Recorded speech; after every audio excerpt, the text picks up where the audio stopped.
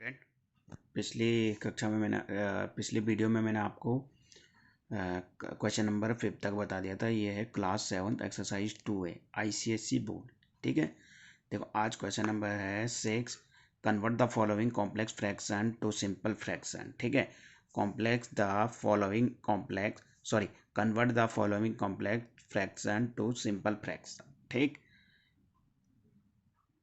अब आप देखो, फर्स्ट क्वेश्चन है आपका। देखो 3/10 डिवाइडेड 1/2। देखो 3 इसको कैसे लेंगे, 3/10। देखो इसको डिवाइड में बना सकता हूँ यहाँ। देखो ये तो मैं इसको ऐसे लिख सकता हूँ। देखो इसको एक मान के चलो, 3/10 डिवाइडेड 1/2। ठीक है, लिख दिया, 1/2 लिख दिया। देखो 3/10 मैंने तुमको ट्यूशन क्लास में बताया और सभी को बता देते हो जो जो मेरे वीडियो देख रहे हैं। देखो 3/10 डिवाइड का साइन मल्टीप्लाई में चेंज होता है, तो इसका रेसिप्रोकल 2/1। ठीक है, ये बन गया आपका 2/1। ठीक, तो 2 5 जा 10। तो अब यहाँ पे देखो 3 1 जा 3, 5 1 जा 5, तो 3/5 आपका क्या आ गया, आंसर। ठीक, अब आ जाओ क्वेश्चन नंबर सेकंड पे। देखो 7/10 डिवाइडेड 2/5। ठीक, देखो 7/10 डिवाइडेड 2/5। अब ये देखो 7/10, ये देखो पहले इसको पूरा एक माने, 7/10 डिवाइडेड 2/5। तो 7/10 डिवाइडेड 2/5, 7/10 डिवाइड का साइन मल्टीप्लाई में, मल्टीप्लाई होने के बाद ये इसका रेसिप्रोकल 5/10, 5/2 सॉरी।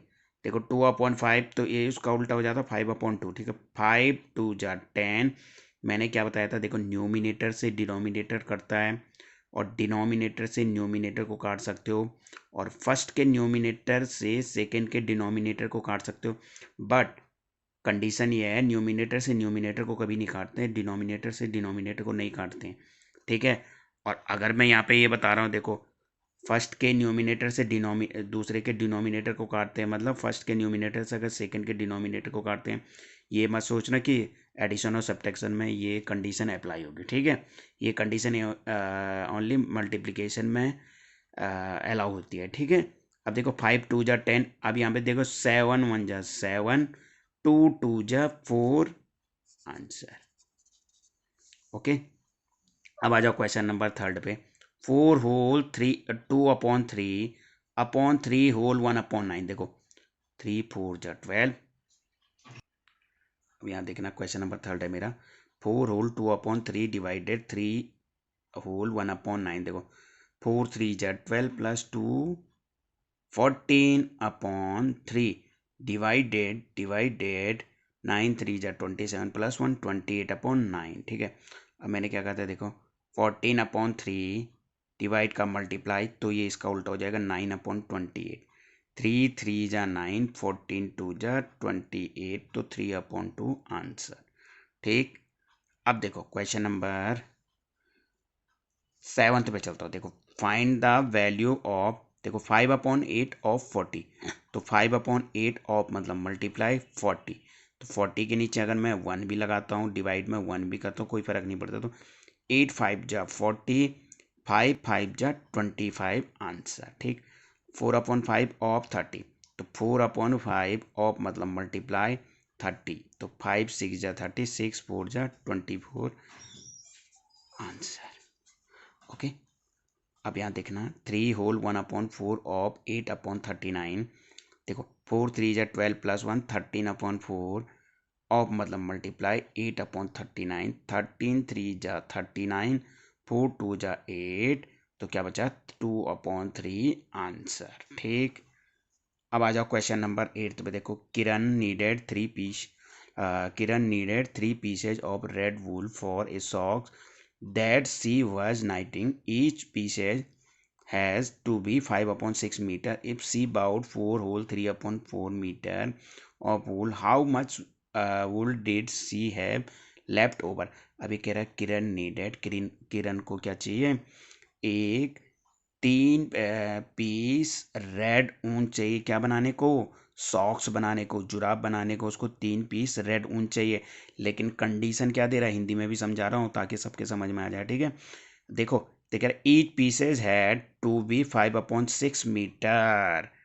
देखो अब इसने क्या बोलते हैं, each pieces to be 5/6 metre. देखो प्रत्येक पीस कितने का होना चाहिए, 5/6। तो कितने पीस हैं, 3 पीस। 3 पीस है, प्रत्येक पीस कंडीशन क्या है, 5/6 होना चाहिए। कितने पीस चाहिए मेरे को, 3 पीस है।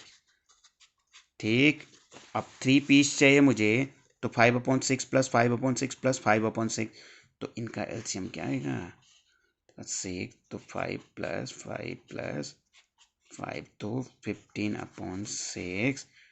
3 2 जा 3 5 जा, अब कितना आया मेरा, 5/2।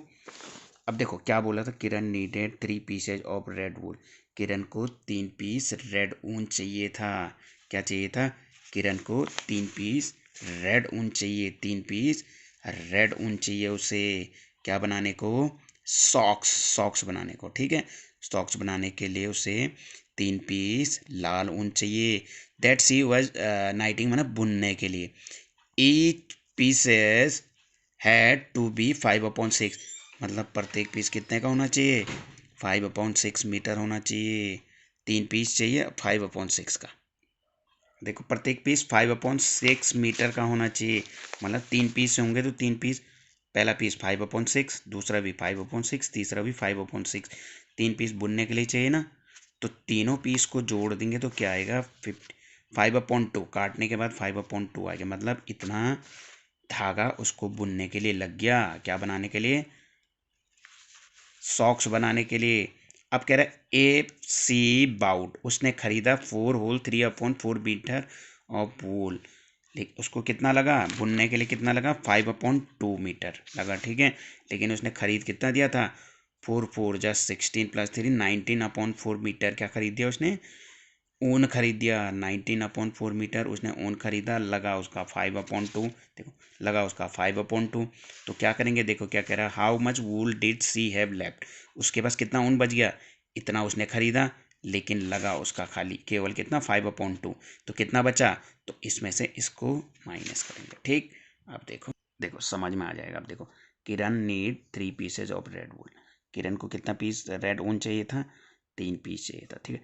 Each piece had to be 5/6 metre, मैंने समझा दिया पहले, रफ में समझा दिया। देखो each piece had to be 5/6 metre, प्रत्येक पीस 3 पीस चाहिए, प्रत्येक पीस 5/6 प्लस 5/6 प्लस 5/6 का होना चाहिए, ठीक है। तो क्या आ गया एलसीएम, देखो 5/2 मेरा क्या आ गया, इनको सॉल्व करने के बाद 5/2 आ गया, ठीक। अब देखो सी बाउट, उसने कितना खरीदा, 19/4, मतलब इसको 19/4 में चेंज करो। 19/4 उसने खरीदा, लेकिन कितना लगा उसका, 5/2। तो the amount of wool left over कितना बचा, तो 19/4 माइनस 5/2।